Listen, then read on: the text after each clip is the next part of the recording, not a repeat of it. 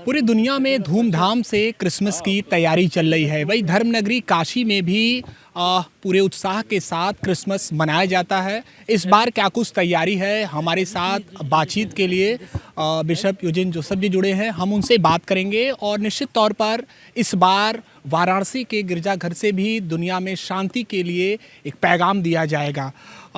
क्या कहेंगे, इस बार क्या कुछ तैयारी है? 3 दिवसीय जो मेले का आयोजन होता है उस परंपरा का तो निर्वहन होगा ही, लेकिन इस बार अलग क्या है? उसके अलावा हमने एडिशनल स्पेस क्रिएट किया है लोगों के मोबिलिटी के लिए, लोगों के मतलब कन्वीनियंस के लिए और उनके मनोरंजन के लिए भी। एक क्रिसमस विलेज टाइप का लगभग 3-4 हज़ार स्क्वायर फीट का एरिया बहुत सुंदर तरीके से क्रिसमस की स्टोरी को वर्णित करते हुए वहाँ तमाम लाइटिंग वगैरह और सारे व्यवस्था पिक्चर लेने के लिए, सेल्फी लेने के लिए है।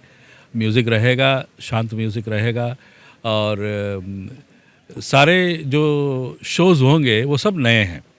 पपेट शो हो या डांस ड्रामा हो, कोई हम लोग पुराना रिपीट नहीं करते हैं, हमेशा एक नया एपिसोड लेके आते हैं। और इस साल इल्यूमिनेशंस भी बड़े हैं और लेज़र जो भी ऐड किया गया ज़्यादा उसमें अट्रैक्शन।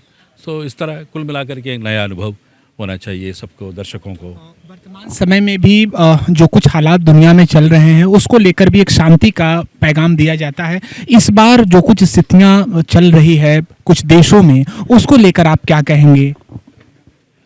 शांति ज़रूरी है और शांति का कई पहलू है ना। पर्यावरण से जुड़ा हुआ शांति है और कॉस्ट ऑफ लाइफ से जुड़ा हुआ शांति है, एम्प्लॉयमेंट से जुड़ा हुआ शांति है, एजुकेशन से जुड़ा हुआ शांति है।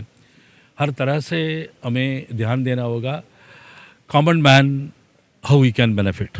जब तक कॉमन मैन का बेनिफिट नहीं एश्योर्ड है, शांति स्थापित होना बड़ा चुनौती भरा एक सपना है।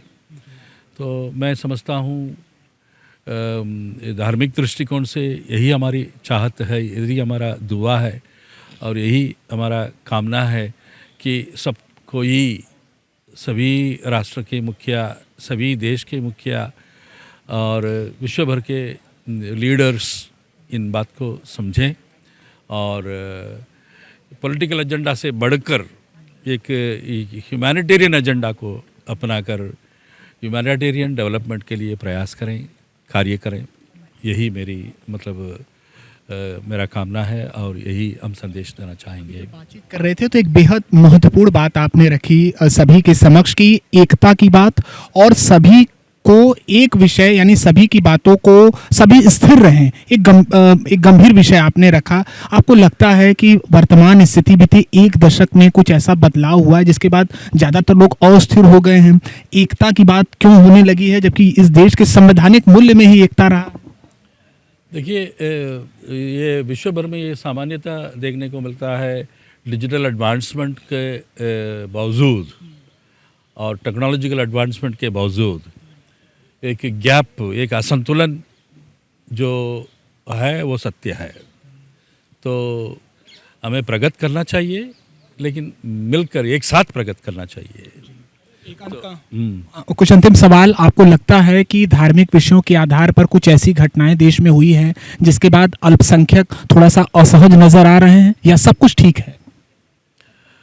देखिए, परफेक्ट स्थिति कहीं भी नहीं बन सकती है, चाहे हमारे देश में हो या विदेश में हो।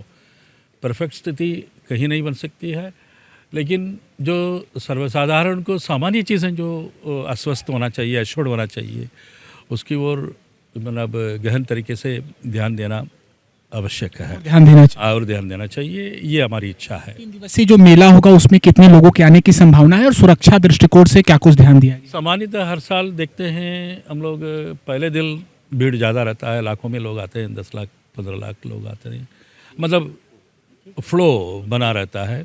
दूसरे दिन और तीसरे दिन थोड़ा कम रहता है, तो ज़रूर कई लाखों में लोग आना जाना, उनका फुटफॉल बनता है यहाँ। 25, 26, 27 दिसंबर को आयोजन।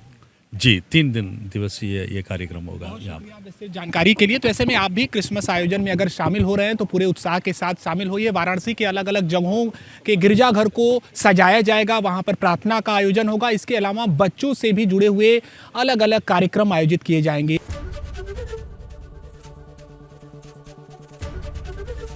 एबीपी गंगा, खबर आपकी, जुबान आपकी।